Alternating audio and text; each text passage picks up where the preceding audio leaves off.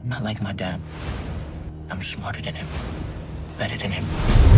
What up, what up? Welcome back to the channel. I'm Monet, and we are locked in. We're about 2 weeks removed from the finale of season 3 of Ghost, and we know that Tariq has some challenges in season 3 that he had to deal with, such as clearing his mother's name, getting out of the drug game, dealing with the fallout of his actions from season 2, and also coming to terms with his past. Now, before we jump into this and we break down an early prediction of Tariq St. Patrick and what's in store for him, if you like power content, breakdowns, theories, and predictions, then hit your subscribe button and turn on your notification bell so you get something every time I upload. Make sure you hit that like button and follow me on Instagram right here.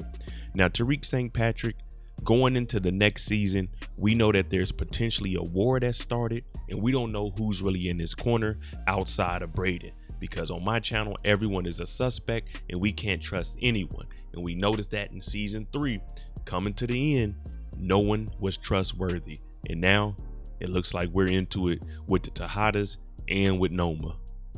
When it comes to the number one on the list of trustworthy people that I put in Tariq's corner moving forward is Braden Weston. And the reason I got him even above his mother and Tommy, just because I don't know how they're going to be into the seasons, but we know that Brayden should be right there for Tariq.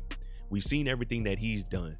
He's actually showed up, and when it came to shooting, who was the first one to get to shooting in the warehouse? It was Braden Weston. We see these two riding off into the sunset together, but they know what they just got into. It's going to be a lot of blood in these streets. And one thing we know, Tariq and Brayden, they don't have the muscle. They don't have the support behind them. Effie changed on them. Kane is over with Noma. Obi, we might have to lean on him a little bit because we know he is the one that notified Brayden about everything that was going down. So we might have an allegiance with Obi and Brayden, but that's still not enough when it comes to a potential war, quote unquote, when it comes to dealing with Noma versus the Tejadas. The potential war between Noma and her new kids that she adopted from none other than Monet, who shot up at the moment, this war right here, it could be a little shaky.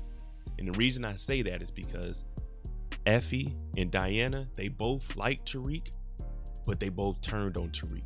Drew, he's only going off what his sister said. So Noma, she's going to have a little bit of control over all of them just for the simple fact Monet's nowhere to be found, and they're all trying to take Tariq out. So when this war goes on between Tariq and Noma, Obi is going to be the one that we're going to have to look at. And we're going to see, is his loyalty for Noma or is it for Tariq? Because remember, Tariq was also helping out Obi by getting the green cards for his family. So this war, I don't really know if it's going to be a war. It's more that they're going to be going at it with each other because Tariq does know the ins and outs, but of course, they're not going to snitch and tell. They might tell Tate, they might tell Davis, and they come attack Noma. But as of right now, I don't see how this quote unquote war is really going to go down because neither side has the muscle. Diana, she's already crossed Tariq once. Remember, she robbed him. Remember, also in class, he told Diana that they're not going to have any issues as long as she doesn't cross him again. Well, he's been helping her out. He gave her the locker codes, but then she turned on Tariq. Remember, the plan was to set up Monet. She flipped the plan and put it on Tariq. So now they're trying to X Tariq out.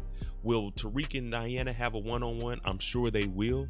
I'm sure that they are still interested in each other. Maybe not on Tariq's behalf because she just set him up.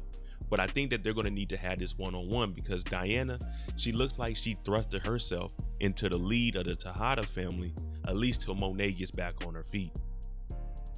Kane, this is just short and sweet.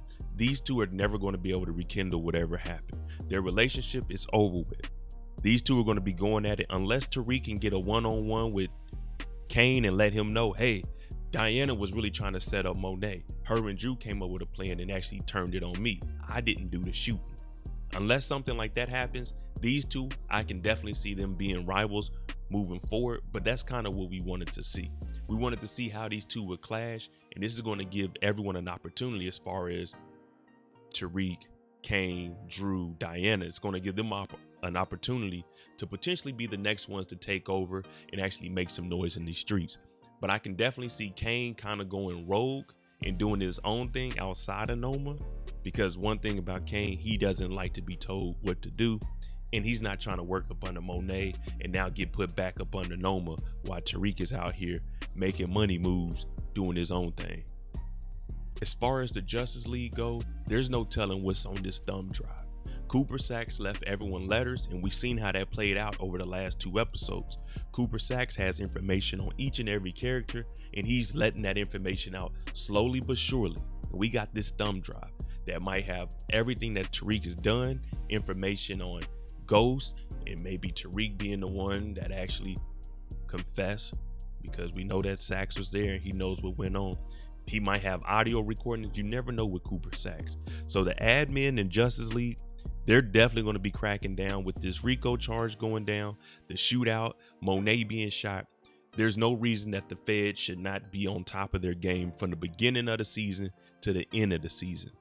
I'm expecting full rage the whole season. They better not drop the ball in season 4, but I can guarantee you the Justice League, they're coming directly for Tariq St. Patrick.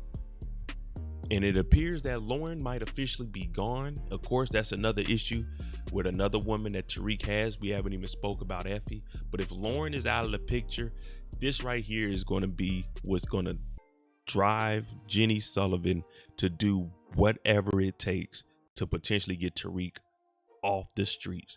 Now, me personally, I'm thinking Jenny should be fired how she dropped this ball.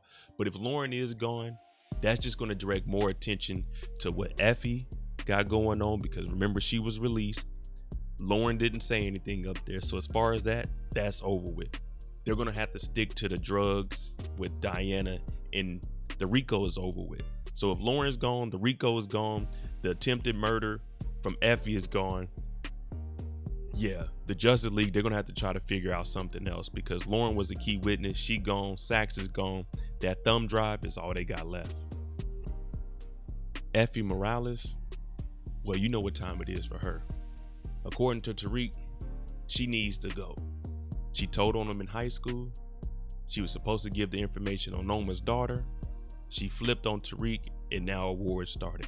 There shouldn't be any talking with Effie when it comes to next season. It should always be on site with her. I told you all we couldn't trust her. She's always been a suspect, and that's the only thing I have for Effie going into season 4. She's a suspect, and she needs to be taken off the streets, because at this moment, what she's doing to Tariq, she put him in the blender, and then you team her up with Diana. Man, it's really hell on earth for Tariq at this moment. But Tariq, you got to get rid of Effie and stay away from her. Lastly, for Davis, he's really about to have to pick sides. Is he going to work with the Tejadas, or is he going to continue to work with Tariq? But you got to remember, with this little quote unquote war going on, he also was the one that sold Noma's ring. Now, could Kane give that information up? Could Diana give up that information that he had more to do with the killing of Dante, because Noma wants to know that? Who knows? But we do hear him talk to Tate, and him and Tate, they're in cahoots moving forward. So it'll probably be best for them to align with Tariq and let that RICO and the Tejadas stay over there with Noma. But Tariq, you got a lot on your plate, brother, going into season 4.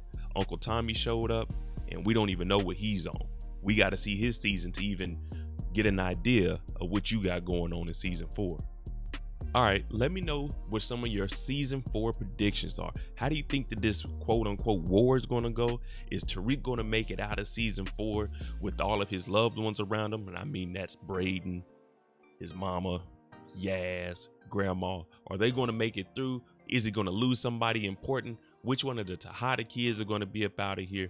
But let me know what you think. I'm Monet J. This is just some early predictions for season 4 of Ghost, starring my boy Tariq St. Patrick. Hit that like button, hit that subscribe button. Thanks for watching. I'm out.